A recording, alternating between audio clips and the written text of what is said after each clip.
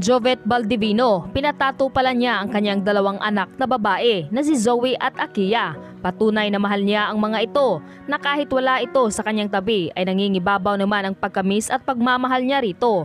Halina't sabay-sabay nating panoorin ang videong ito. Bago tayo magpatuloy, huwag kalimutang i-like, share, subscribe and click the notification bell for more updates and for more upcoming videos. Maraming salamat!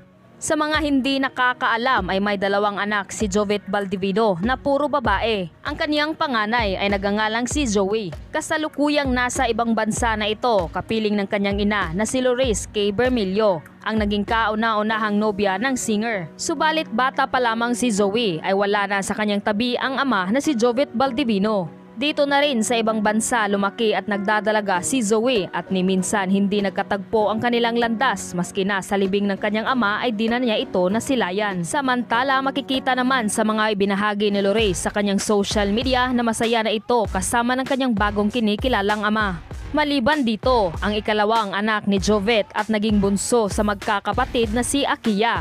Matatandaang dumalo ito noong libing ni Jovet. Muntikan pa itong di makahinga dahil sa pagdagsa ng maraming tao. Ayon nga ng ilan na kung kailan wala na si Jovet ay ngayon lang ito inilabas at iniharap kay Jovet na kung saan di na niya makakausap o mayakap man lang ang kanyang bunsong anak. Noon pa man ay ipinagkait na ni Shara Chavez ang kanilang anak para kay Jovet ng ilang taon na kung matatandaan ay patuloy na nagmamakaawa si Jovet kay Shara noon na iharap ito sa kanya dahil sa pagkamis niya rito. Masakit lang isipin na sa huling hantungan ni Jovet ay di man lang niya nakita at nakausap ang mga ito. Ngunit gayon pa man, kahit nasa mga di maganda ang kinahahantungan ni Jovet sa kanyang mga naunang relasyon ay swerte naman siya kay Camille dahil sa ipinakitang tapat at totoo na pagmamahal para dito. Patunay sa trato niya sa mga magulang ni Jovet. Dito ay napatunayan niya kung gaano kamahal ni Jovet ang kanyang pamilya ay siya ring trato ni Camille para dito. Ikaw, ano ang masasabi mo sa videong ito? Mag-iwan ng komento sa baba.